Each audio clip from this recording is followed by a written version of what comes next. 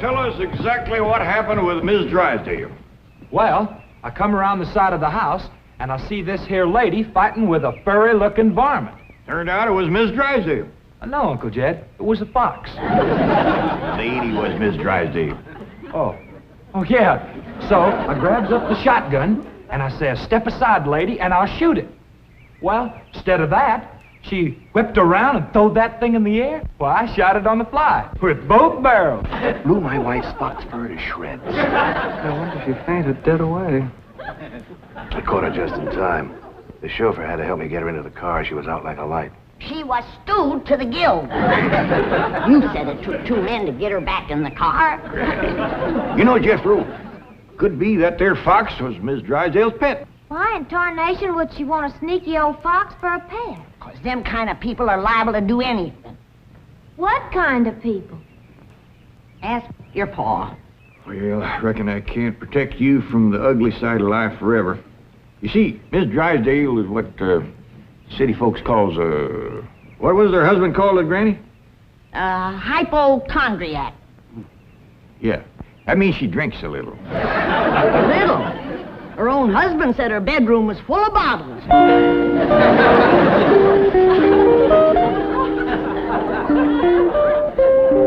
The doctor says she'll sleep for several hours. He gave her a sedative. What about Claude?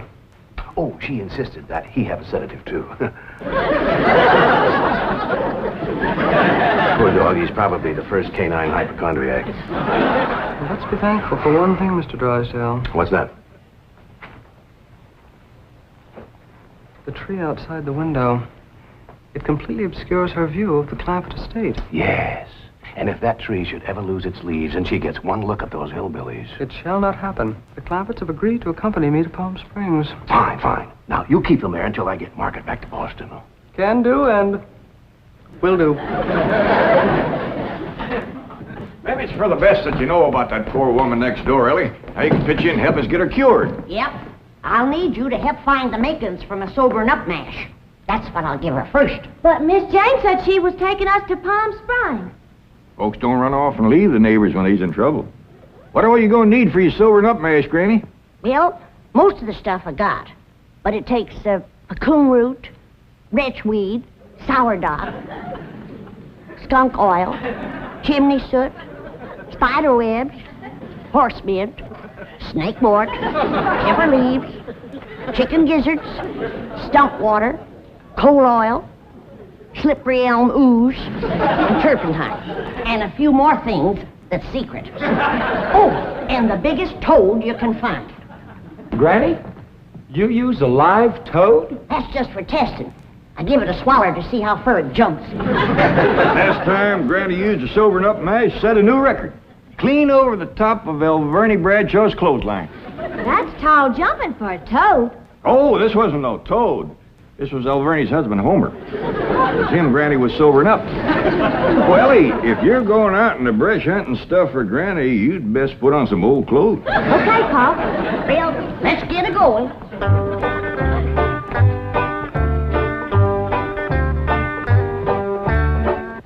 Oh, I pert near forgot. I have to have some goat's milk. After Mrs. Drysdale takes my sobering up mash, she has to have fresh goat's milk every half hour to stop the burning. Well, I reckon Jethro can borrow some. Well-to-do neighborhood like this, folks is bound to keep goats. Everybody except us. We ain't even got a cow. Nor pigs neither. Nor chickens. We ain't even got nothing to pull a plow. You're supposed to be so dad blame rich. I'll bet we're the only family in Beverly Hills that ain't got a mule. I reckon it is high time I was stocking this place. Even Mr. Drysdale's been after me to buy some cattle. Well, good for him. Yeah, just the other day he says to me, Mr. Clampett, you got $25 million in cash. You ought to put some of that money into stock. Well,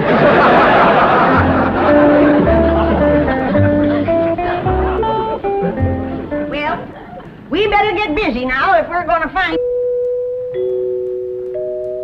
There goes that music again. Jethro, did you ever find out where that's coming from? No, sir, I didn't. Every time I went to looking for it, somebody always come to the door. This time I'm gonna find it for sure. Yeah, good hunting. Me and Granny will be figuring out what stock to buy.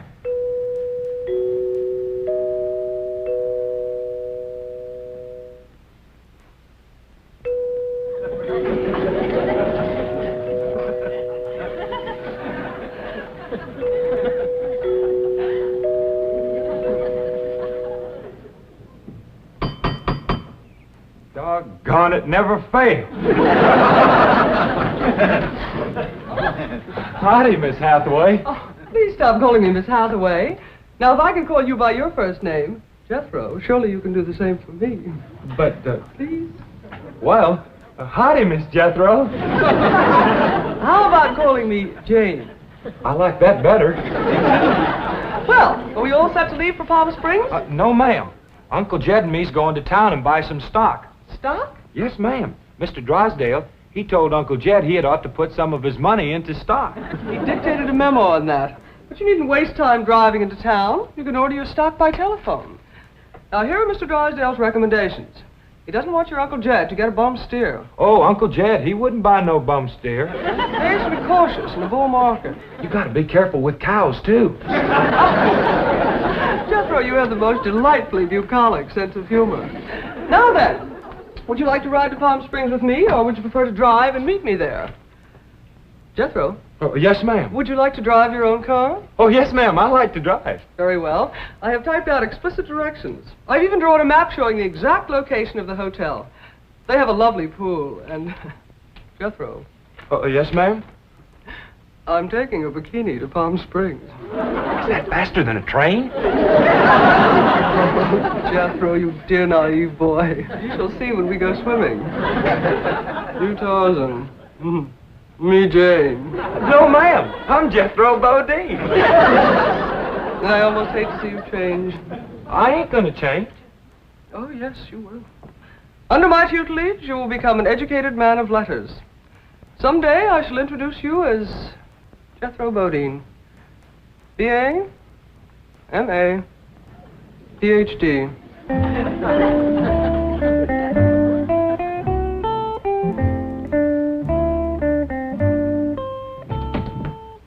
Awful smart woman, but that ain't the way you spell Bodine. All I know is this is the kind of stock Mr. Drysdale thinks is good.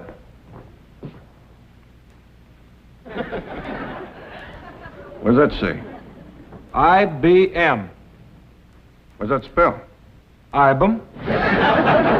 What's an IBM? I don't know. Next it's got, Us's. Us's? Well, that's what's wrote there. USS. That makes sense. Well, maybe it ain't Mr. Drysdale's fault. Just between you and me, that Miss Hathaway can't spell for sour grape. I don't need this list nohow. Me and Granny's already figured out what we want. That's right. A pair of goats, 3 pigs, 4 cows, a bull, a mule, and a dozen chickens. Reckon we get all that on the truck? Don't have to. Miss Hathaway says just call on the telephone and they bring them out. Oh, now, ain't that nice. Hello? Jed, I watched that banker feller. You have to stick your finger in them holes and spin her a while. All right.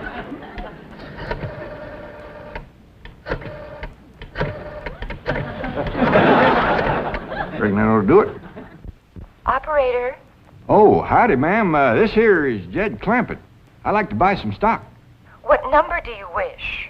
Number? Oh, A couple of goats, 3 pigs, 4 cows, a bull, a mule, and a dozen chickens. I'll give you information.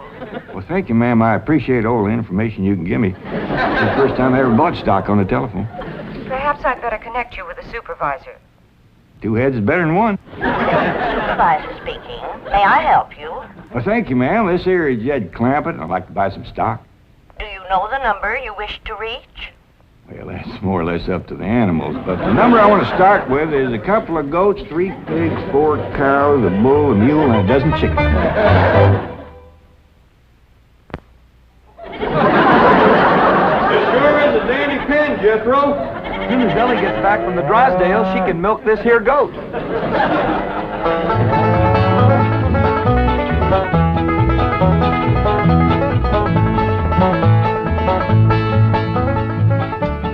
Mr. Drysdale sure has got a nice house, ain't he, Granny? Yep. Nice house, nice car, nice job. But the evil of drink has sure laid a heavy hand on his heart. Never forget, Ellie, drinking is a curse. You take a drink now and then, Granny. Never more than a thimbleful.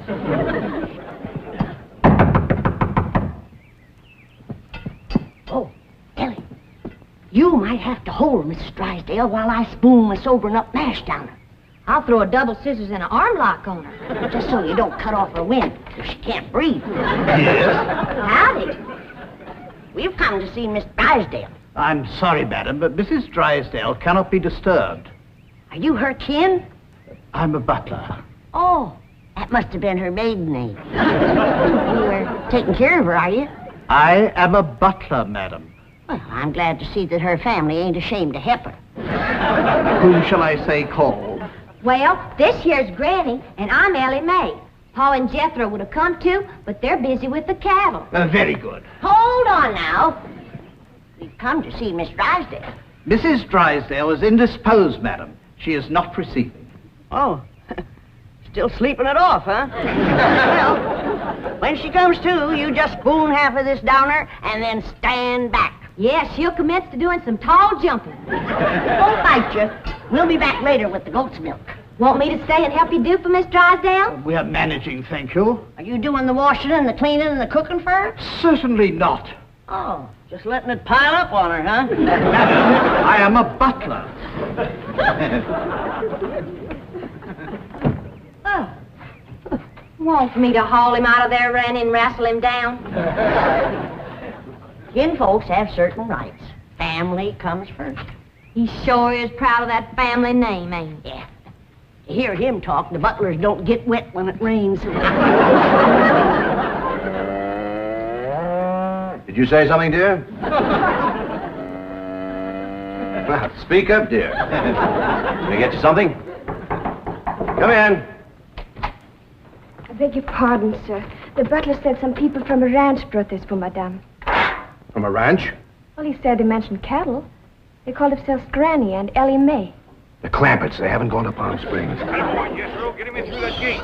That's the way. Suey, pig, pig. Ah! Get in there. Get in there, pig. Get in, pig. Come on. Get pig. That's the way. Suey. No, surely not. Marie, tell me I'm hearing things. You're hearing things, sir. Cows, chickens, pigs, goats. No.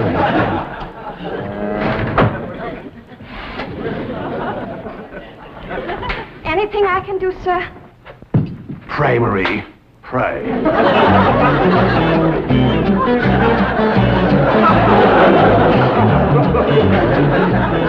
Hold your horses, I'm a-coming. Oh, howdy, Mr. Drysdale. Did your wife pick Howdy, up? May. Where's your father? He's tending the cattle. He brought cattle into this beautiful estate? No, he called on the telephone, and some men brought him in a truck. Yes, sir. I'm just fixing to go milk the goats. Come on out to the stock pen. Stock pen?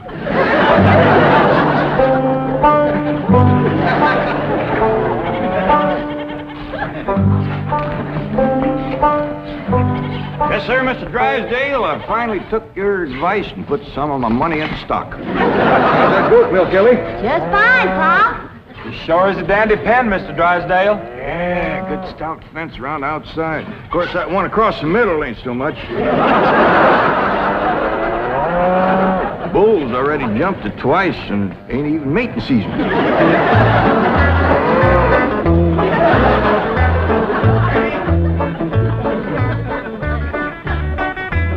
Got ourselves some mighty fine-looking stock. Of course, they need a little fattening up. Mr. Drysdale happy to see him? Granny, he was so happy he couldn't talk. He just kind of hung on a fence and made little gurgling noises in his throat. Well, that poor man has some joy coming to him. I'm glad to be able to help him to forget his trouble for a spell. Here's the goat's milk, Granny. Oh, good, Ellie. Now, you run that right over to Mrs. Drysdale. That sobering up mess smarts considerable unless you follow it up with fresh goat's milk. Ellie, Mr. Drysdale ever find his tongue? Yeah, Pa. Whilst I was milking the goat, I heard him kind of mumbling like he was giving thanks. He says, "Oh, what have I done to deserve this?" Lord love him. Ain't that pitiful? Hurry, child, now hurry. You know, Granny, it gives a person a mighty good feeling to help a neighbor. You betcha. And he needs us, because his wife's kin ain't no help. Who's that? That high and mighty Mr. Butler, that's who came to the door when Ellie and me took the mash over. Wouldn't let us see Miss Drysdale. Well, now, you can't hardly blame him for not wanting folks to see it. Uncle Jed, the bull jumped that little fence again, so I tied him back over on his side. Where's Mr. Drysdale? I asked him to come in for some coffee. It was the funniest thing would happen to him. You know how he was hanging on the fence of the stock pen? Kind of gurgling and mumbling happy-like? Yeah. Well, all of a sudden, he points up towards his house and says, "My wife, that's her window." Then he goes tearing off into the bushes like a bear was after him. She took some mash and he seen her jumping. Like Ellie is going to get there with the goat's milk just in time. Oh, Sonny, Sonny, your mumsy just had the most ghastly dream. I was going to see our new neighbors, the Clampetts, and suddenly this dreadful giant appeared with a huge gun and shot my beautiful fox fur. Isn't that the most dreadful... Claude, what are you eating? Oh, did Ravenswood bring my darling boy some nice fishy scraps? Claude. Claude! Marie, come and get Claude. What's the matter, dear? Claude, he's having a seizure or something. Is something wrong? Yes, Marie. Open the window. Yes, let's have some fresh air. No. You take Claude to the doctor. I'll get the window.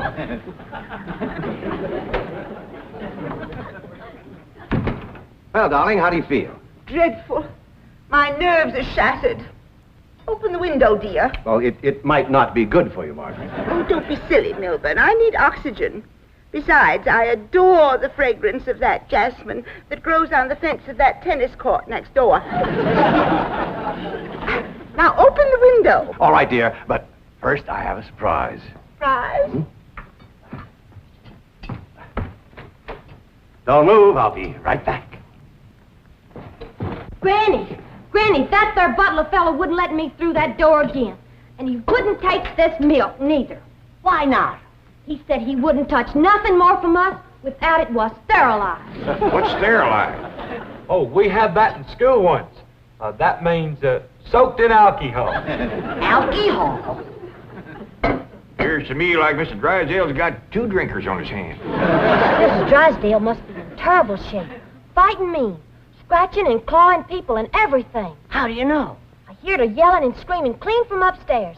She says, "Marie, come and get Claude." Sure enough, pretty soon, this poor girl come a-running down yelling, "Take me to the doctor. I got Claude." Family or no family, that woman needs help, and by thunder, she's gonna get it.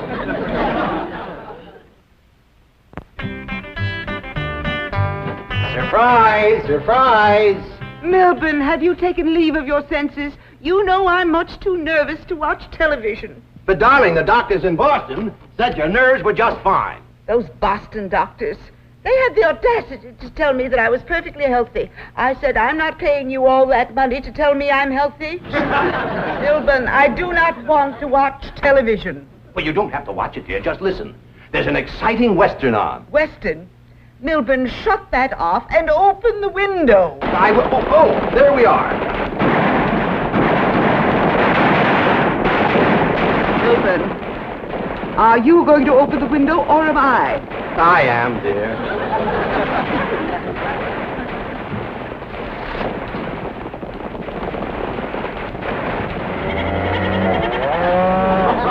There, you see? The cattlemen and the sheepmen are fighting it out. Well, if you won't turn it off, I will. Oh, dear, I do admit that's a very old plot, but I'm sure we can get something better.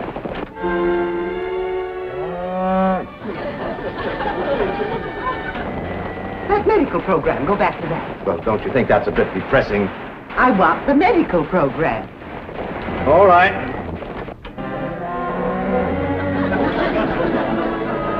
Milburn, I still hear the cattle and the goats. Yes, you see, this is the latest thing in television program. A medical Western. A medical Western? Yes, I think it's called Sagebrush Surgeon. That's the window he pointed to right there. I've got to get some fresh goat's milk up to that woman some way. I could shinny up the tree and climb right in that window. Oh, Jethro, it ain't fitting for a man to be in a woman's bedroom. How about me? No, Ellie. You're too young to handle somebody wrestling in the grip of old John Barleycorn. I gotta get up there and have a goat handy to milk ever so often. I think I got it figured out, Granny. What? I'll get a rope, throw it over that limb, hoist you up to the window. Jethro, you get that Mr. Butler away from the front door. And then, Ellie, you take the nanny goat, lead it upstairs to her room for Granny. All right, Pa. But that little goat ain't gonna do nothing unless he's got that little chicken sitting on his back. That's all right. Raw egg ain't gonna do Mrs. Drysdale a bit of harm.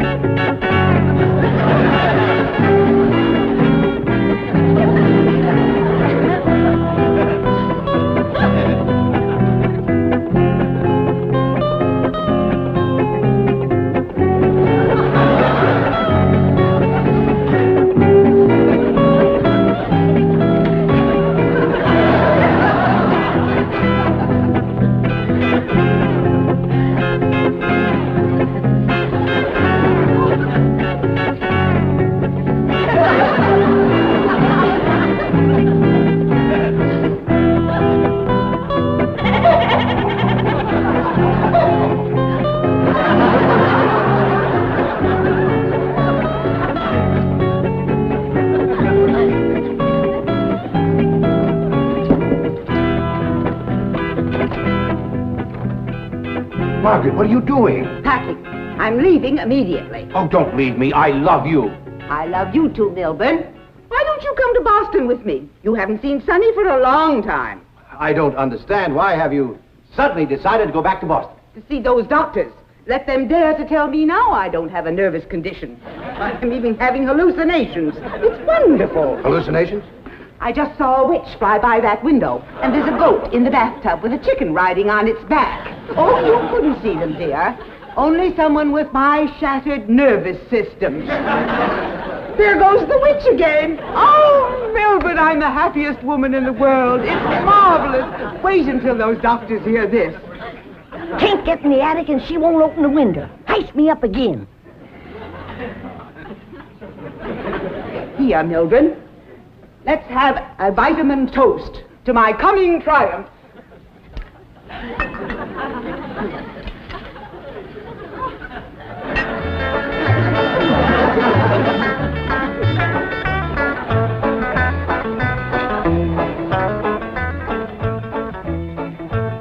It's too late, Jed. What do you mean, Granny? We didn't get to her in time. Now she's got her husband on the stuff.